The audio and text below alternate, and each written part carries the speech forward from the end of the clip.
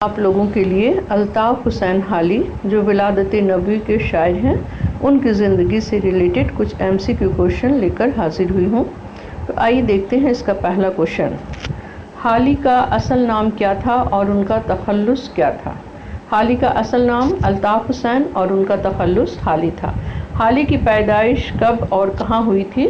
تو حالی کی پیدائش 1837 کو پانی پت میں ہوئی تھی جو ضلع کرنال میں ہے۔ کوشچن نمبر 3 ہے حالی کے والد کا نام کیا تھا؟ ان کے والد کا نام تھا خواجہ عزت بخش۔ کوشچن نمبر 4 ہے شاعری میں حالی کے استاد کون تھے؟ یعنی شعر و شاعری میں انہوں نے کس کو اپنا استاد بنایا تھا؟ تو مرزا غالب۔ اس بات کو یاد رکھیے گا آپ لوگ کہ شعر و شاعری میں انہوں نے مرزا غالب کو اپنا استاد بنایا تھا۔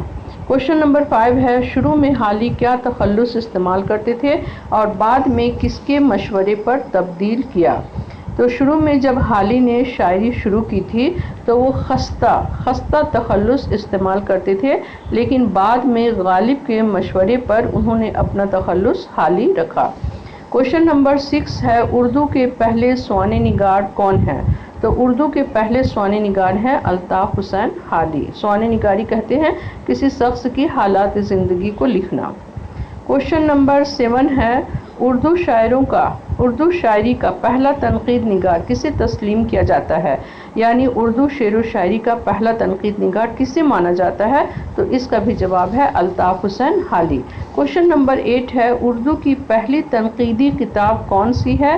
اس کے مصنف کون ہیں اور یہ کب شائع ہوئی؟ تو اردو کی پہلی تنقیدی کتاب مقدمہ شعر و شاعری ہے اور اس کے رائٹر ہیں الطاف حسین حالی اور یہ 1893 میں شائع ہوئی۔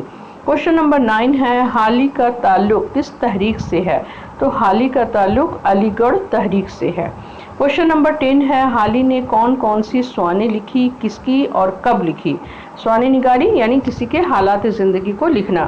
تو حالی نے 3 سوانح لکھی۔ پہلا ہے حیات سعدی شیخ سعدی کی 1886 میں، دوسرا ہے یادگار غالب مرزا غالب کی سوانح جو 1897 میں لکھی گئی یا شائع ہوئی، اور تیسرا ہے حیات جاوید سر سید احمد خان کی سوانح جو 1901 میں شائع ہوئی۔ کوشچن نمبر 11 ہے حالی کی وفات کب اور کہاں ہوئی؟ تو حالی کی وفات 31 دسمبر 1914 کو پانی پت میں ہوئی۔ کوشچن نمبر 12 مسدس مد و ظفر اسلام کیا ہے اور اس کے شاعر کون ہے؟ یہ کس کی فرمائش پر لکھی گئی اور یہ کس نام سے مشہور ہے؟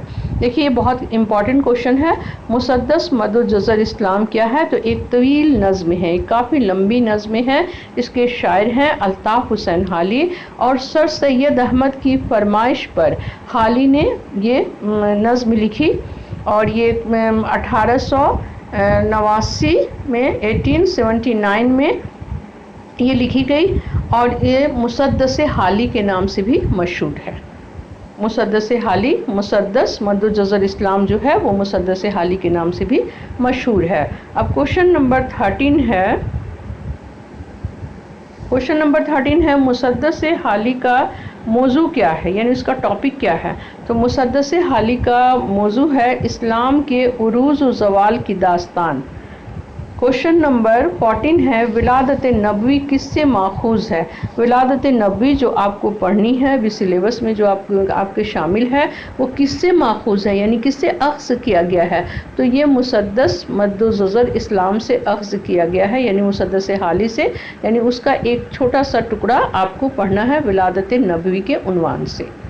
کوشچن نمبر 15 ہے خدا جب ہم سے پوچھے گا کہ دنیا سے کیا لائے ہو تو میں کہوں گا کہ حالی سے مسدس لکھوا کر لایا ہوں۔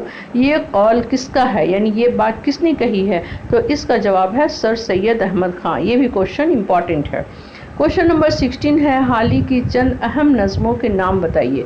تو الطاف حسین حالی کی چند اہم نظمیں ہیں مسدس حالی، چپ کی داد، حقوق اولاد، مناجات بیوہ، کلمۃ الحق، نشاط امید، برکھا رت اور حب وطن وغیرہ۔